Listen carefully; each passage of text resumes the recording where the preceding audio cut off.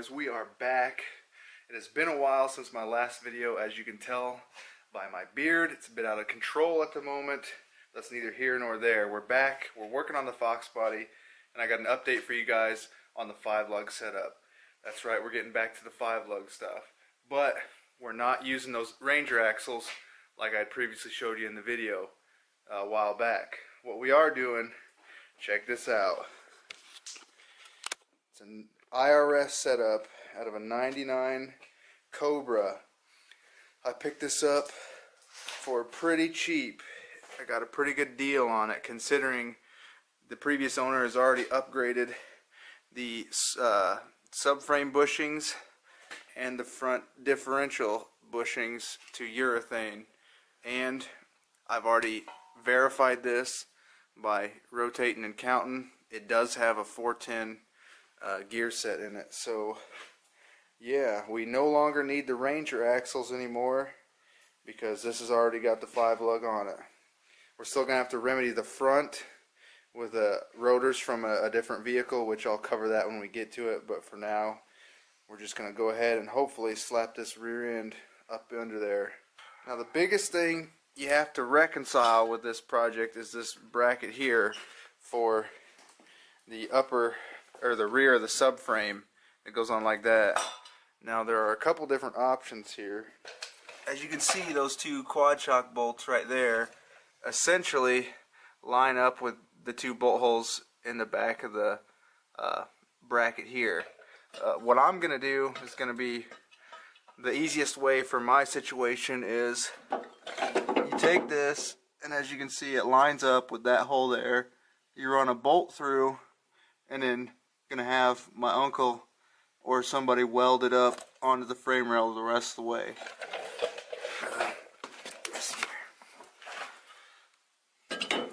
There's another option that once you get that top bolt in, you can rotate this down and you can sling that other bolt in the back there. But unfortunately for this, it lowers that front bolt. Now, in order to make that line up, you can take this bracket and you can bend this out further. So take it from here to here in order to give you some more clearance on this to raise the front up along the frame rail in order to match those two holes up. Because when you try and rotate it down to fit that back hole, it's going to drop this front one. These brackets are in good shape, and I don't really want to hammer on them a whole lot, so I'm just going to throw that front bolt in so everything's nice and square, and I'm just going to have somebody weld them in. Hey guys, it's me. From the future relative to this point in the video, there's something I forgot to point out earlier when I was going over this IRS stuff, so I'm going to go over it now regarding these brackets. For this piece, this will not be on your factory bracket if you're buying it secondhand or wherever. This here is something the previous owner of the car that this came from added on. It's a subframe connector for the 99 Cobra. You just weld it to the top and then these bolts go through. On this side over here, I actually did end up needing to cut that piece off. As you can see, we cut it off because it was causing clearance issues. You can see here where it was rubbing, the corner was catching right there, and we couldn't get it seated up all the way, so I did have to actually cut it off on this side. I will be putting links in the description to 2 different videos showing 2 different ways to mount this IRS, just in case my explanation wasn't all that clear, because I feel like I might not have explained it that well. You can go check them out. One video is more or less just a guy showing you what he did to install the IRS, kind of like what I did, but he explains it much better. That would be Premium Fuel Magazine. And then there's another channel who I can't think of the name at the moment, but they actually show them installing the IRS underneath the car by, you know, taking the old rear end out and all that sort of stuff. Those will be in the description. So back to the video. They bolt directly in to here where your lower control arm would bolt onto. that's what we're going to try and make happen tonight. I'm just going to throw the one bolt in there for now, just so we can get it in and get it mocked up, make sure it all fits, and that way it'll be able to roll once I get a set of wheels for this.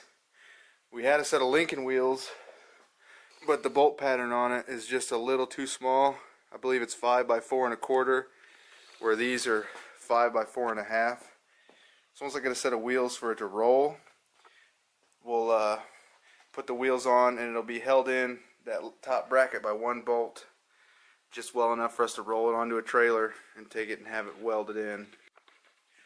Alright, so I just got done crawling around under there. I hung that bracket up just by that one bolt. I noticed the stock Ebrake cables were still underneath the car, so that's what I was under there doing, getting rid of these gnarly things. Just a quick tip on it for this, for like these clips here, these 3-tab clips. There's one underneath the car where it comes out to go into the center, where it holds it in so the cable can go to the center to hook up to the e-brake.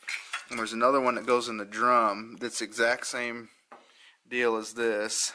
Instead of trying to pinch those tabs with a pair of pliers or a screwdriver, it works really well to take a 13mm 12-point, slip the cable, a 1/2 inch drive so the cable nub can go through the opening, and you slip it on and you hammer it down, and then this 13mm closes all 3 tabs at once, and you can pull the cable out. No big deal. Speaking of e-brake cables, I went ahead and removed the e-brake cables off the IRS because the guy that I bought it off of was generous enough that he left the e-brake cables on, as well as the ABS sensors. He left these on as well, which I don't need, obviously. They wouldn't, even if I did have ABS, they wouldn't be compatible with my car.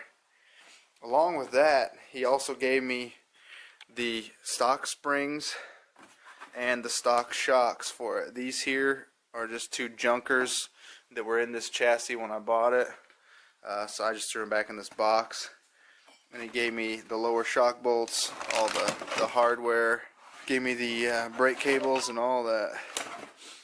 So now that we're ready, me and JR are going to figure out how, with one jack and 2 people, to get this bad boy moved over and up and bolted in.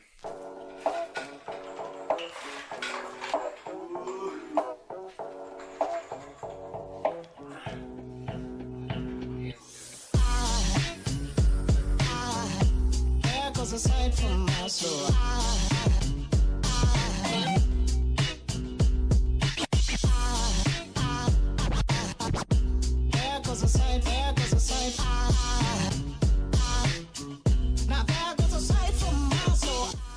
Alright guys, so we've ran into a bit of an issue. Here's what we're looking at.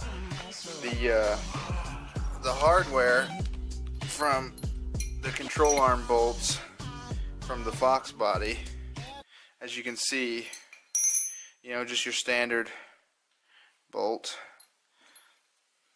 I don't know what it is, 3/8 maybe a little bit bigger.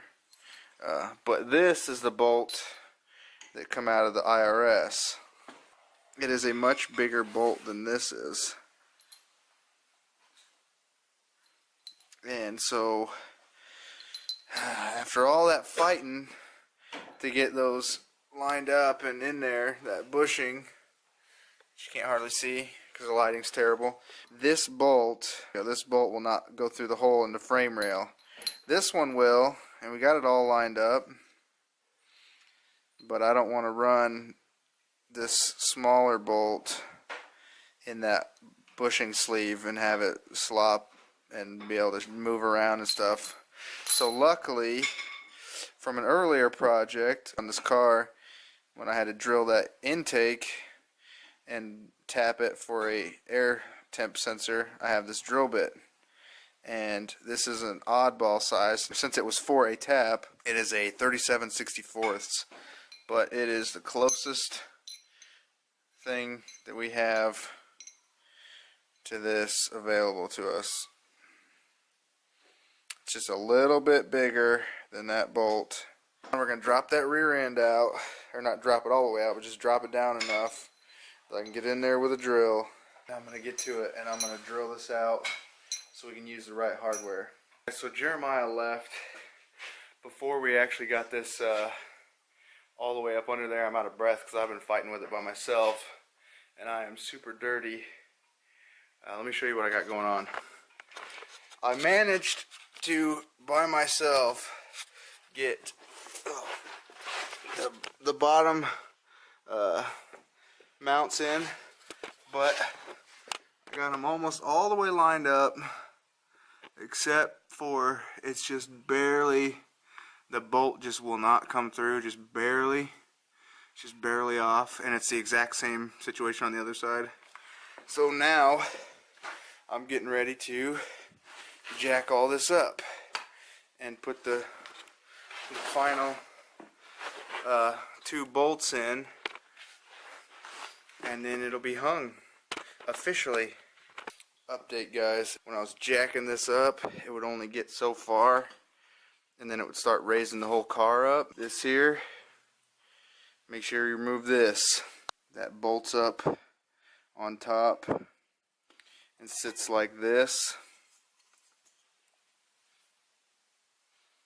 Bolts up right about here in the center. That's your bump stop for the rear differential for the solid axle and all that. Yeah, look at this. This is how much room that it eats up, and it comes in contact with that front bar up in there, just above the pinion seal or pinion flange, and that's why it was causing the whole car to raise up.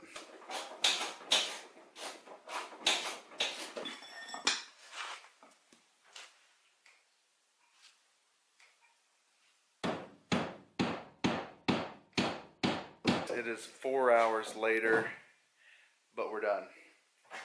I got so tired of fighting with that. Daniel come out to help me here the last 2 hours, fiddling with everything, but it's in completely. We got the, not only is it hung and not on the jack at all, it's hanging by its own mounts. We got the springs in and the shocks, and we started messing around with the brake line here to see how that's gonna route. But yeah, man, was that a pain in the ass. It's done. Now I just need to get some wheels and tires. See how this is gonna turn out. If you can see up in there.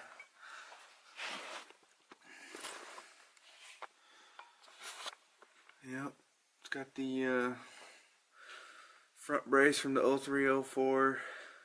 I'm so tired of crawling in and out from underneath this car.